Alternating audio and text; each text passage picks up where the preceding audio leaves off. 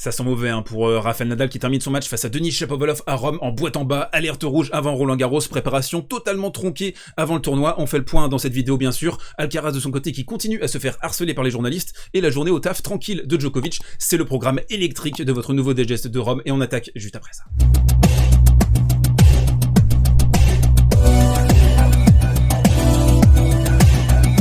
Et on attaque ce côté réseau avec une folie, une dinguerie, la sortie de la biographie de Richard Gasquet d'ici quelques jours.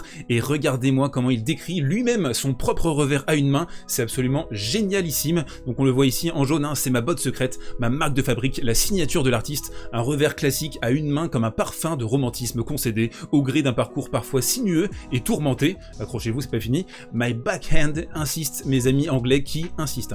À Wimbledon m'ont toujours réservé un accueil privilégié en raison de ce geste que je maîtrise depuis l'enfance. C'est grâce à lui que je me suis fait une place au soleil. Grâce à lui que j'ai gagné une réputation. Ce constat est peut-être exagéré, tu crois, mais il est peut-être réducteur, mais correspond aussi à la stricte vérité. Il n'y a pas d'entre-deux en fait, tu peux pas dire ouais mon revers à une main c'était exceptionnel, voilà je t'ai connu pour ça, c'est vrai qu'il est magnifique, élégant ce revers à une main, mais allez envoyer un ma backhand, enfin bref, il y a trop de trucs qui sont incroyables dans cette description, mais ça sort d'ici quelques jours, donc un peu épicurieux d'aller découvrir ça. On enchaîne avec la deuxième info de ce côté réseau, et Nadal qui s'agace hein, des questions qu'on lui pose sur Carlos Alcaraz. Ça on peut le comprendre, hein, c'est le jeu actuellement des journalistes qui essayent d'avoir des petites phrases tous les jours sur Carlos Alcaraz, pour pouvoir alimenter la réflexion autour de la nouvelle pépite du tennis mondial. Et justement, hein, Cameron Norrie en est ému. Il a dit « Ces derniers temps, j'ai l'impression de parler autant d'Alcaraz que de moi dans mes interviews ». Norrie qui adorait pouvoir parler de son charisme incroyable sur un court de tennis. On revient aux propos de Rafa qui sont super intéressants. En vert, hein, nous ne pouvons pas passer toute la journée à penser à ce qu'il pourrait accomplir. Il joue à un niveau fantastique et je jouais probablement aussi à un niveau fantastique en 2005. Ça, on va le voir d'ici quelques instants. Mais il s'agit de différentes époques, de différentes carrières et de différentes façons d'aborder les choses. Car les temps changent. Ne me posez plus de questions parce qu'à chaque fois que vous le ferez, je vous dirai la même chose. Vous ne pouvez pas lui mettre plus de pression, donc on sent Rafa un peu agacé hein, de ces questions. C'est comme les questions qu'on lui pose par rapport à son pied. Il y répond et les gens vont dire après ouais il fait que parler de son pied, il fait que se justifier, il fait simplement que répondre aux questions. Rafa, il faut le comprendre également. Je ne peux pas parler tous les jours de qui va être le meilleur ou qui est le plus fort maintenant. En jaune, tout ce que nous pouvons faire, c'est profiter de sa carrière et arrêter de le comparer à moi, aussi intéressant que cela puisse être. Et enfin, il le dit, hein, laissons-le en profiter. Et je trouve que Rafa a raison. Il y a un âge pour se comparer, il y a un âge pour avoir cette insouciance, c'est le cas Carlos Alcaraz actuellement, qui est en pleine ascension, qui joue d'une manière totalement libérée, sans calcul. Donc clairement, il faut le laisser profiter. Surtout que quand on compare Carlos Alcaraz et ce que faisait Rafael Nadal à 19 ans, bah, il y a du taf hein, pour Carlos Alcaraz. Regardez-moi ça. Pour celui qui pense que Alcaraz est l'égal de Rafa au même âge à 19 ans, laissez-moi vous raconter le record de Rafa en 2005. Donc il avait remporté, souvenez-vous, Roland Garros dès sa première participation en 2005. Rafa avait également remporté 4 Masters 1000 en 2005 avec un format en 3-7 gagnants pour la finale à cette époque. Il a remporté 11 titres sur la saison 2005 et tenez-vous bien, j'ai la liste: Costa do Saupe, Acapulco, Monte Carlo, Barcelone, Rome, Roland Garros, Bastad, Stuttgart, Montréal, Pékin, Madrid.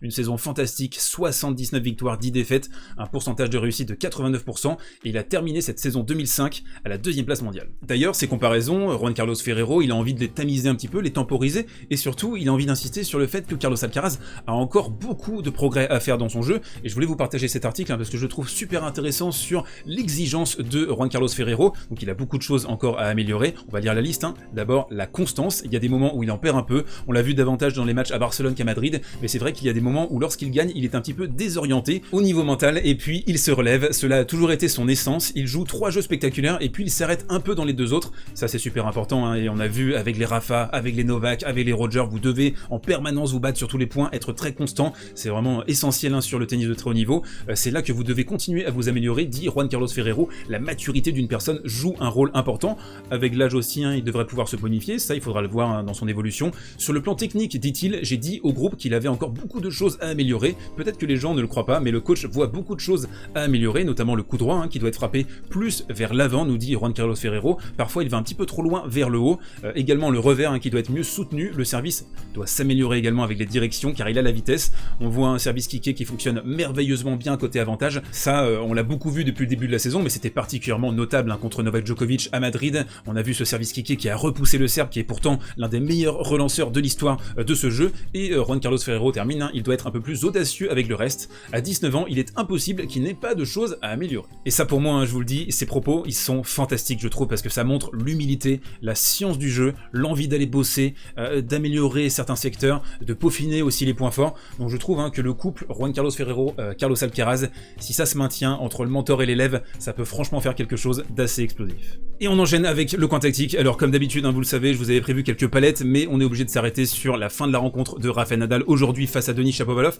Ça se passait bien dans le premier set, on a vu un sublime Rafa je trouve hein, dans la première manche, ça on pourra peut-être en parler en détail d'ici quelques instants, mais d'abord le sujet essentiel, hein, c'est la blessure, il semblerait au pied gauche de Rafael Nadal, c'est le pied qui le gêne hein, depuis de nombreuses années maintenant, et puis on l'a vu hein, boiter bas à partir de 2-1 dans la troisième manche, il s'est accroché pour essayer de continuer à jouer cette partie. On s'est posé la question, un petit peu comme à Indian Wells d'ailleurs en finale hein, contre Fritz, pourquoi tu continues à jouer alors que t'es blessé? Il a forcé sur la douleur, peut-être un peu trop hein, d'un point de vue extérieur, après c'est lui qui connaît ses sensations, mais c'était je trouve un petit peu risqué hein, de continuer à appuyer sur cette douleur, sur cette blessure.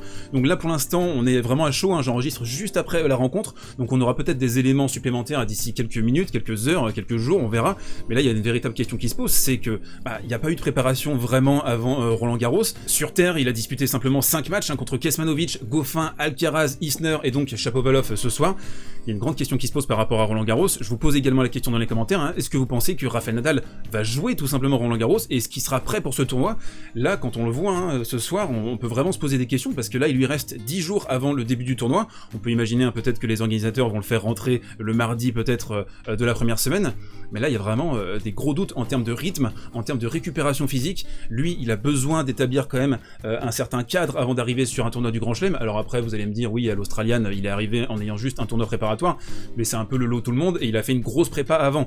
Là le problème c'est que physiquement, et c'est ce qu'il disait d'ailleurs il y a quelques jours, c'est une vieille machine, il a besoin de se remettre en ordre de marche, et là malheureusement pour lui ça va être très très difficile de le faire. En plus quand on fait un point sur la rencontre, c'est peut-être un match qu'il aurait dû terminer en 2-7 hein, parce qu'on a ce premier jeu de la deuxième manche, il mène 6-1, il est remarquable hein, sur le premier set, et Chapo va trouver une petite parade, il va servir vraiment externe, il va se positionner ici, et il va envoyer Rafa dans les pots de fleurs, et là il va y avoir une première petite accroche ici hein, sur ce retour de service, et ensuite Chapo va vraiment utiliser hein, cette tactique au maximum. Dans le jeu, il n'y a pas vraiment eu d'adaptation tactique hein, de la part de Rafa, qui s'est positionné très loin, qui essaie de remonter sur le court progressivement, mais qui a pris la foudre hein, de Denis Shapovalov, avec beaucoup de fautes directes, mais aussi des winners, et c'est plutôt Chapo hein, qui a dicté les échanges, donc c'est dur aussi hein, de multiplier les courses à son âge, d'avoir un style de jeu de contre, de défense, et puis on a vu aussi hein, sur la fin de la deuxième manche, un mini choke, hein, on a eu 2 doubles, on a une faute bête ici, et du coup il se retrouve embarqué dans un troisième set, alors qu'il y avait peut-être moyen d'éviter ça. Et donc le problème pour lui, hein, c'est qu'il s'est retrouvé très souvent à faire l'essuie-glace sur le court, à subir les assauts de l'électrique Denis Shapovalov, et ici vous le voyez, hein, il fait une course défensive, il va pas arriver à temps sur la balle,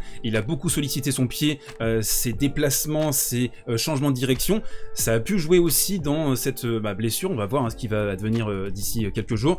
En tout cas je suis assez inquiet hein, en amont de Roland Garros, parce que là c'est pas du tout la préparation idoine pour Rafael Nadal, qui voulait aller le plus loin possible, au moins se tester contre Novak Djokovic en demi-finale.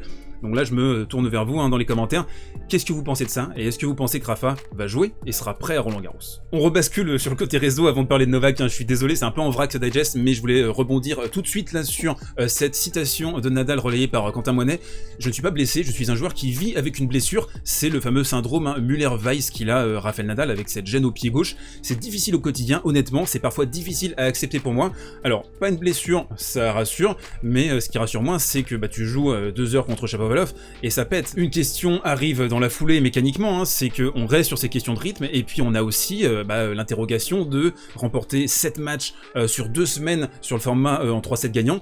On est toujours un peu dans le doute là, donc voilà, je vous ramène encore une fois à ces questions. Qu'est-ce que vous pensez de Rafa? Est-ce que ça va le faire à Roland? On enchaîne rapidement avec le classique des années 2010, Stan contre Nolé. Alors on a vu un match un peu expéditif, hein. En plus on a vu Novak clairement mettre son curseur pile poil au niveau où c'était nécessaire. Il s'est un peu relâché dans la deuxième manche, mais il avait tellement de marge par rapport à Stan Wawrinka qui, là à 37 ans, essaie de revenir à très haut niveau, mais on sent que au niveau des déplacements, au niveau des ajustements, c'est pas forcément trop ça. On est à 14 coups gagnants, 23 fautes directes. On a vu ici hein, sur le petit jeu, sur la défense, sur les déplacements, bah, c'était vraiment laborieux hein, de la part de Stan. Il va expédier son slice ici, et ça, bah, Djokovic en a parfaitement profité. Une autre palette que je souhaitais vous montrer par rapport à cette rencontre, c'est la science du jeu, le génie tactique de la part de Novak. Il le sait, il joue en face un éléphant dans un magasin de porcelaine qui va avoir du mal à se déplacer, à changer de direction. Donc qu'est-ce qu'il a fait? Il a spammé des amortis, mais également, ça c'est vraiment très très fort, c'est d'ailleurs ce que disait Tennis Sandgren hein, à propos de Novak Djokovic. Il disait, ce gars-là, c'est un peu difficile à remarquer quand vous êtes un profane,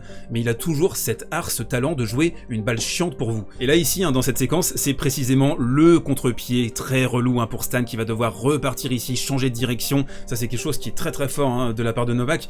Au-delà de l'anticipation, c'est de bien comprendre, de bien étudier l'adversaire, de savoir quelle est sa position en permanence, ce qui lui permet bien souvent, l'immense majorité du temps, de jouer le coup juste au bon moment. Ici par exemple une amortie pas forcément bien touchée, mais Stan qui est déjà sur le reculoir, qui sait pas trop où se placer, et forcément ça va faire mouche. Et je trouve hein, qu'on a un Novak là qui a plusieurs vitesses d'écart par rapport à ses adversaires, donc on va le voir hein, sur la suite du tournoi, mais c'est clairement là un gros retour de Novak qui s'affiche pour Roland Garros. Et on termine avec la reco du jour, les quarts de finale demain à Rome qui s'annonce plutôt sympathique. On a un Garin Zverev en ouverture, Zverev qui aura joué le matin tout le temps, et il s'est plaint de jouer à 4h du mat sur le tournoi de Madrid, bah là on te met le matin en permanence. On a le chapeau route qui pourrait être sympa à 13h35, mais surtout hein, pour moi il y a deux matchs hein, demain à ne pas manquer, c'est le Sinner Tsitsipas, Sinner le local de l'étape, et surtout Djokovic Auger Aliassime que je vais regarder avec beaucoup d'attention. On se retrouve demain pour un nouveau digest, d'ici là portez-vous bien, prenez soin de vous et mangez des pâtes.